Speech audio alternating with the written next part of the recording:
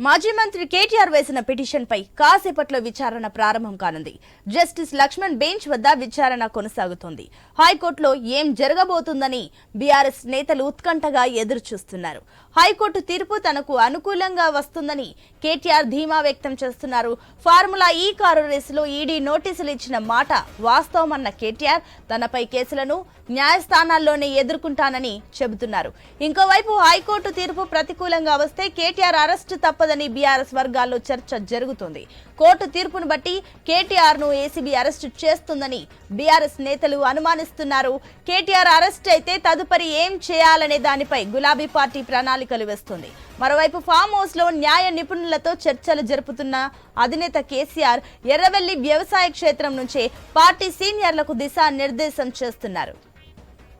మాజీ మంత్రి కేటీఆర్ వేసిన పిటిషన్పై కాసేపట్లో విచారణ ప్రారంభం కానుంది.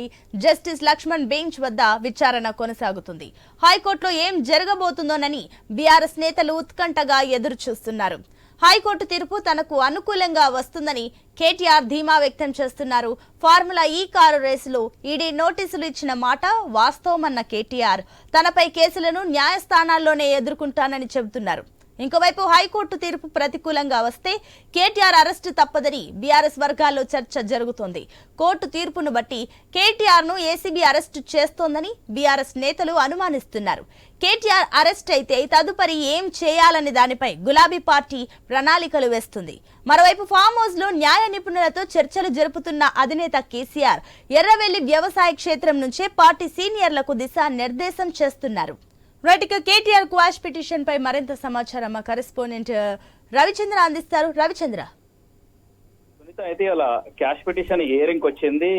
కేటీఆర్ కి సంబంధించి ఆయనకు గతంలో నాటు అరెస్టు అంటూ కోర్టు ఆదేశాలు జారీ చేసింది. అయితే అలా హైకోర్టులో జస్టిస్ లక్ష్మణ్ బెంచ్ కి వచ్చింది. వాళ్ళ హియరింగ్ కొనసాగుతుంది, వాదనలు కొనసాగుతున్నాయి. ఇటు కేటీఆర్ కి సంబంధించి అటు ఏసీబీకి అది ఏసీబీ వైపు నుంచి కూడా వాదనలు వినిపిస్తున్నారు. ఈ కేసులో పసలేదు అంటూ కూడా నిన్న కేటీఆర్ అసెంబ్లీలో కూడా వ్యాఖ్యలు చేశారు. ఈ కేసు అన్వాంటెడ్ కేసు, అనవసరమైన కేసు, నా మీద పెట్టారు, రాజకీయ కక్షతోటి పెట్టారంటూ కేటీఆర్ చెప్పుకొస్తున్నారు. అయితే మరొక అంశం ఏంటంటే ఇవాళ అరెస్టు గట్ల కొనసాగుతుందా ఏంటి అన్న కోణంలో కూడా బీఆర్ఎస్ వర్గాలు ఉన్నాయని చెప్తున్నారు.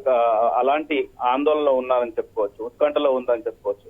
కానీ అరెస్టు చేసేటకు అవకాశాలు లేకపోవచ్చు. అయితే కోర్టు కూడా ఆదేశిస్తుంది, వాళ్ళ స్పష్టమైన ఆదేశాలు ఇచ్చేటకు అవకాశాలు ఉన్నాయి. ఎందుకంటే విచారణ అనేది విచారణ చేయండి అంటూ కూడా గతంలో కోర్టు ఆదేశించింది. విచారణ చేసుకోండి, నాటు అరెస్టు చేయకుండా విచారణ చేయండి, విచారణ చేసిన తర్వాత పూర్వాపరాలు పరిశీలించిన తర్వాత అరెస్టు చేయాల్సి ఉంటుందన్న అభిప్రాయాన్ని చెప్పింది. దీంతో ఈ విధంగా వాదనలు వినిపిస్తున్నాయి. ఏం జరుగుతుందన్న ఉత్కంఠ కొనసాగుతుంటే మరోపక్క ఎర్రవెల్లిలోని కేసీఆర్ సీనియర్ అడ్వకేట్లతోటి కూడా సలహాలు సూచనలు తీసుకుంటున్నారు. అంతేకాకుండా పార్టీ క్యాడర్ కూడా కేసీఆర్ ఒక దిశానిర్దేశం చేస్తున్నారు. ఈ కేసు విషయంలో చాలా సీరియస్ గా బీఆర్ఎస్ కూడా ఉందని చెప్పుకోవచ్చు. Sunitha. Right Ravichandra, thank you.